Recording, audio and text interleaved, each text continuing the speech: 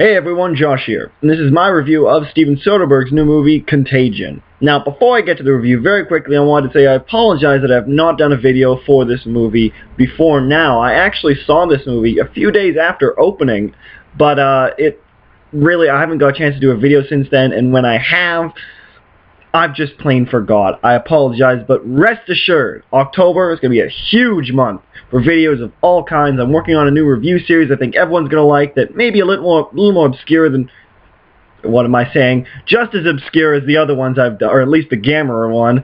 But I think everyone's going to enjoy it. If you watch it, it should be fun. There's tons of movies coming out that I want to see. I'm going to go see Anonymous, The Rum Diary, probably see The Three Musketeers, The Thing prequel/reboot, The Thing.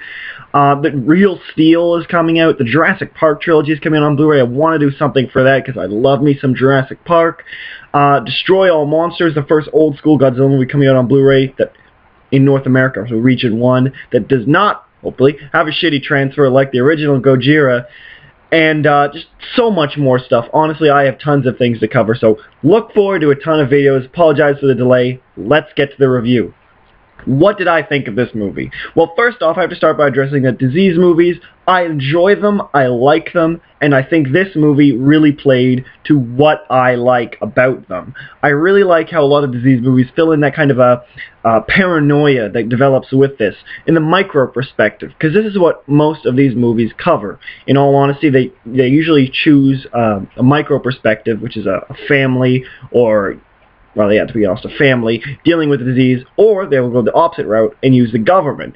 This movie does all of them, actually. It does the micro perspective, does the macro perspective, and it kind of does the in-betweens as well. You get people reporting on the disease, you get people from the CDC and the higher-up government, as well as the whole family plot line that you've come to expect at this point. And I really appreciate that. That was really cool. I can't even remember another disease movie that's done it to this extent before.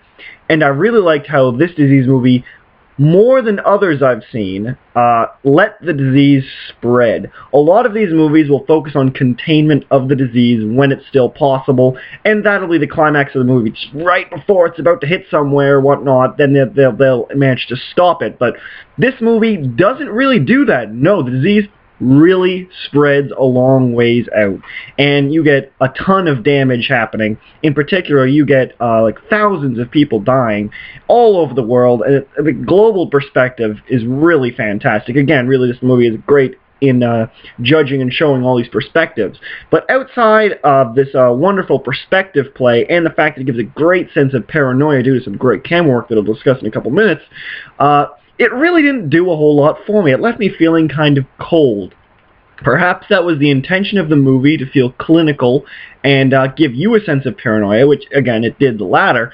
But for the former, it really, I'm not sure that's the best idea for a movie like this. I like that it was analyzing it in numbers, and again, that's more playing to the fact that I like how the disease actually spreads to a significant amount this time.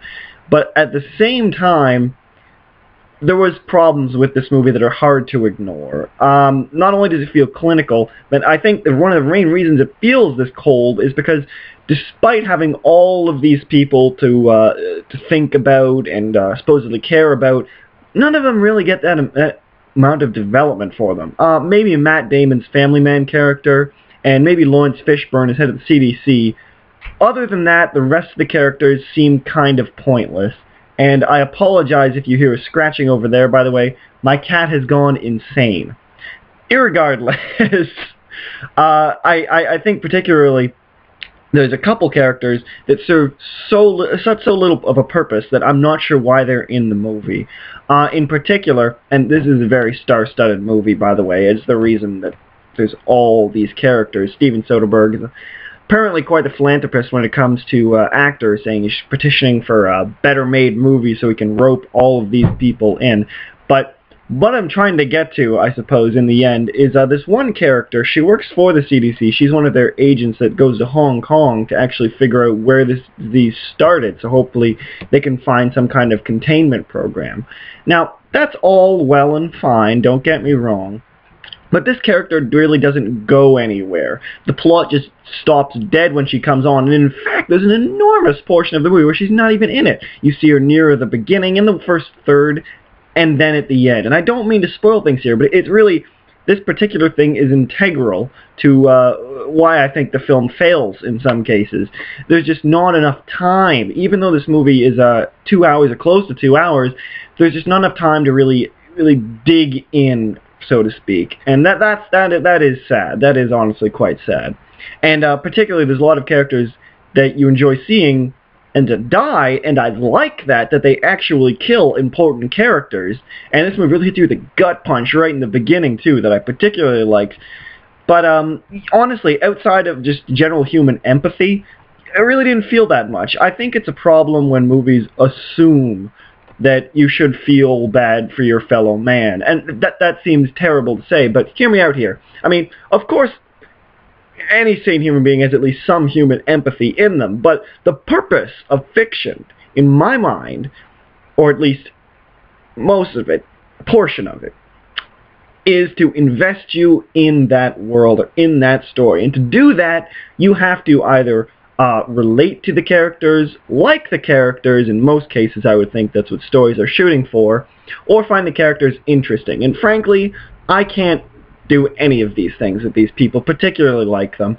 There's just too little time, too little development, and they fade in and out of the movie just as fast as the virus really just goes through people, which again gives it a certain quality, you know, showing the pandemic, but I think that's a big problem with the movie. That's the biggest problem. Otherwise, I respect what it's doing.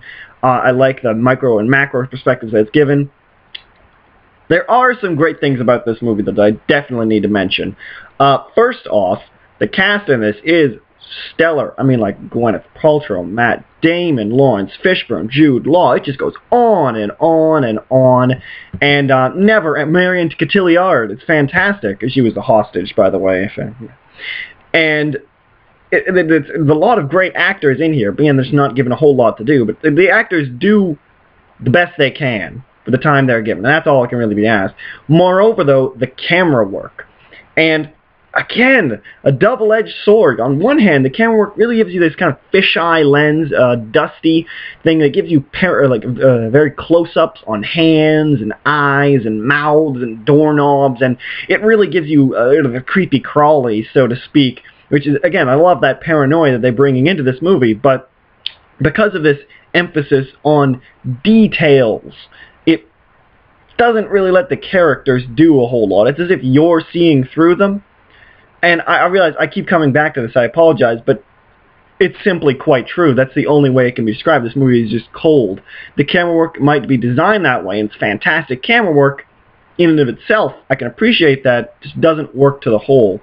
Music, though, was fantastic all around. Very subtle score, very quiet for the most part, but worked perfectly with the material and totally sold me on what was going on. And I gotta say that all of these things that I'm saying right now are really after reflections. Once I left the theater, because perfectly honest, when I was in the theater, I was not distracted in any way. I wasn't looking at my watch. I wasn't aware that I was watching a movie. I was just enjoying myself. Just reflecting on it, I can see that there's these certain issues, things that I liked, and things that I don't like. Very quickly, on a side note, I think that's one of the things that people have a hard time understanding sometimes if I talk to them. They won't understand, well, you said you didn't complain about the movie right when you left it. It's because you need to ruminate on it, to be perfectly honest. The best stories echo within your mind and really hook you in one way or another. And I'll get onto that with a couple of videos with my review series this month, but suffice to say, Contagion is a movie worth seeing. If you like disease movies, chances are you are definitely going to like this movie. If you like heartfelt dramas, not so much. On the other hand, if you just want to see a star-studded cast go up against a surprisingly vicious disease, and a movie that's not afraid to actually just hit you right in the gut and doesn't pull punches, it's a pretty good movie for it. Is it the best movie? No. Is it the worst movie? Far from it. Should you see it? That's up to you.